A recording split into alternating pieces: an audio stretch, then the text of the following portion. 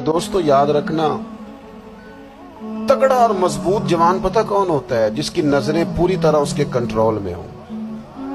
یہ علامت جوانی ہے۔ جس آدمی کا پوری طرح، دو لوگ دنیا میں کبھی کوئی کارنامہ سر انجام نہیں دے سکتے، ایک جو حرام کھاتا ہو، ایک جس کی نظر ناپاک ہو۔ محمد بن قاسم جب یہاں آئے تھے نا تو ایک دن بڑے پریشان تھے، تو ایک بزرگ کہنے لگے آپ کیوں پریشان ہیں؟ کہنے لگے راجہ دہر سے مقابلہ ہے اور ہماری فوج تو سندھ کے رستے بھی نہیں جانتی، زبان بھی نہیں جانتی، لڑیں گے کیسے؟ دو چار دن کے بعد ان بزرگوں کی دوبارہ محمد بن قاسم سے ملاقات ہوئی تو بڑے خوش تھے۔ کہا اب آپ کیوں خوش ہیں؟ کہنے لگے وہ میرا مقابلہ نہیں کر سکتا، میں نے تحقیق کر لی ہے۔ کہا کیوں؟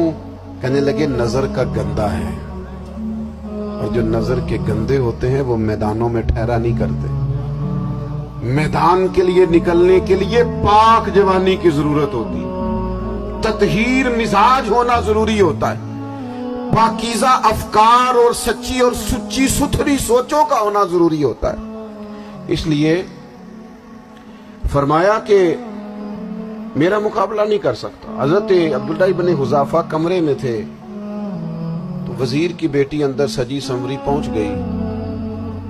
جیسے ہی آپ نے اس کفر کی چال کو دیکھا تو تیمم کر کے نفل شروع کیے۔ وہ ساری رات بیٹھی رہی، رب کا بندہ ساری رات عبادت کرتا رہا۔ عبادت بڑا سہارا ہے، مصلی بڑا سہارا ہے اللہ کے بندوں۔ صبح دروازہ کھولا، وزیر نے اپنی بچی سے پوچھنا چاہتا تھا رزلٹ کیا نکلا، تو کہنے لگی پیچھے ہٹ جا، اب تیرا میرا تعلق کوئی نہیں، میں نے نبی پاک کا کلمہ پڑھ لیا۔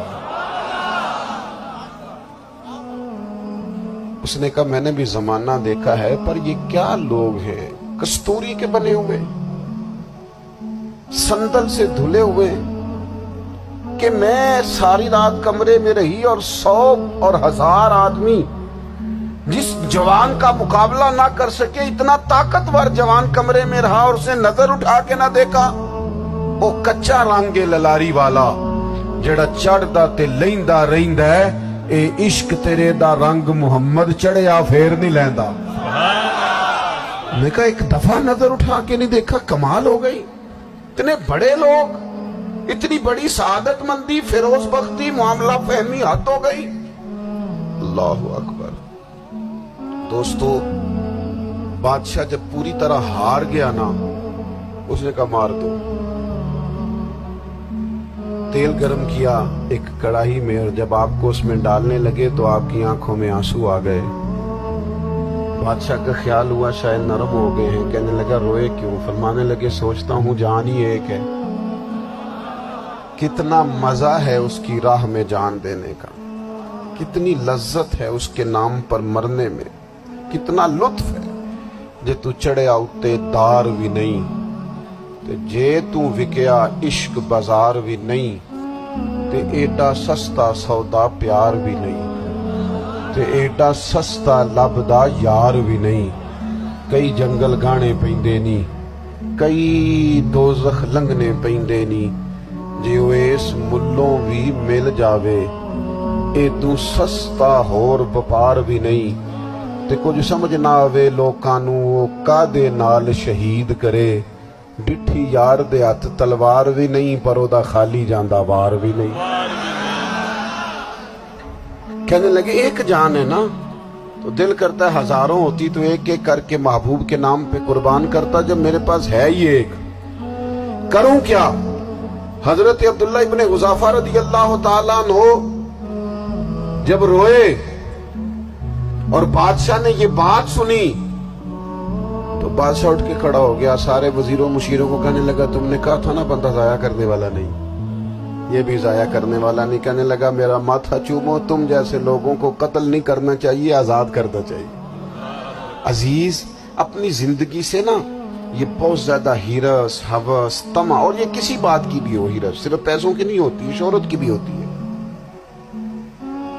یہ بیماری انسان کو اقتدار کی بھی ہوتی ہے، تعریف کی بھی بیماری ہوتی ہے، یہ سارے نقص ہوتے ہیں لوگوں کو، اور معاذ اللہ بات جبوں کبوں کے اندر بھی ہوتے ہیں، وہاں بھی پنپتے ہیں۔ اپنی زندگی جب تک اس سادگی میں نہیں لاؤ گے جو رسول پاک نے عطا فرمائی، جب لوگ آسانیوں میں پوری طرح الجھ گئے تو پھر وہ دور ہوئے اور کفر چڑھ گیا۔ دوسری بات، اللہ کے محبوب صلی اللہ تعالی علیہ وسلم کی محبت ہم سے تقاضا کرتی ہے کہ ہم اس مشن کے لیے کام کریں جس مشن کے لیے رسول پاک نے کام فرمایا ہے۔ ہم سارے کام بڑی مضبوطی سے، سوچ سمجھ کے، تدبر سے، حکمت سے، تقاضوں کو مد نظر رکھتے ہوئے کرتے ہیں سارے کام۔ دین کے کام میں ہمارا مزاج نہیں ہوتا، او ہو جائے گا جی، آپ بسم اللہ پڑھیں جی، شروع کریں جی۔ آپ تقاضوں کو سمجھیں، چیزوں کو دبائیں نہیں، چیزوں پر غور کریں۔ کسی کے ذہن کی سطح پر سوال ابھرتا ہے، اس کا تسلی بخش جواب دیں۔ اپنی زندگی میں دین کے کام کے لیے اپنے آپ کو وقف کریں، اور دین کے کام کے بہت سارے پہلو ہیں۔ ہزاروں لوگوں کو قرآن پاک ٹھیک پڑھنا نہیں آتا، ہزارہ لوگ ہیں جو قرآن مجید کے مطالب سے آگاہ نہیں ہیں، دین کی بنیادی ضروریات سے لوگ نابلد ہیں۔ میں آپ کو کس طرح یہ بات سمجھاؤں کہ ہزاروں کی تعداد میں طلاقیں اس لیے ہوتی ہیں کہ مردوں کو طلاق کے مسئلے نہیں آتے، انہیں پتہ نہیں ہے کہ مجھے حقوق زوجین کے معاملے میں کیسے چلنا۔ ڈھیر سارے گھروں میں تباہی اس لیے ہے کہ تربیت اولاد کا دینی منہج ہمیں نہیں پتا۔ اپنا حصہ ملائیں دین کے کام میں۔ ایک آدمی کو اگر تو نمازی کرنے میں کامیاب ہو گیا، تیری زندگی بدل گئی۔ وہ دین بیزار لوگ جو ہمارے بیچ بیٹھ کے ہماری نوجوان نسل کو پگڑی اور داڑھی کا نام لے کے بنیادی طور پر دین سے دور کرتے، ایسے نوجوانوں کو دین کا پیغام محبت دے کر دین کے قریب کرنا ہماری ڈیوٹیوں کا حصہ ہے۔ ہمیں ذمہ داری کا احساس کرنا پڑے گا، ہمیں یہ خاص قدم اٹھانا پڑے گا، توجہ دینی پڑے گی۔ مساجد، مدارس، میں آپ سے عرض کروں، اتنی ڈٹ کے مخالفت ہوتی ہے نا مدرسوں کی، اتنی ڈٹ کے۔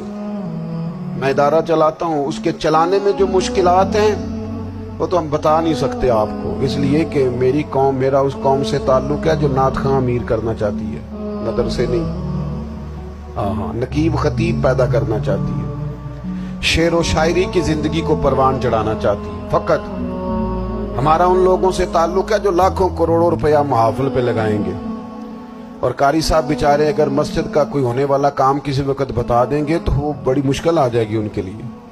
یہ کیسے ہو سکتا ہے، آپ نے یہ ڈیوٹی بتا دی۔ مدارس اور جتنا اہم رول دین کو پھیلانے میں مدارس اسلامیہ کا ہے، اتنی زبردست، لوگوں کا خیال ہوتا ہے میری طرح کے لوگ شاید کام کرتے ہیں، ڈیوٹی کرتے ہیں۔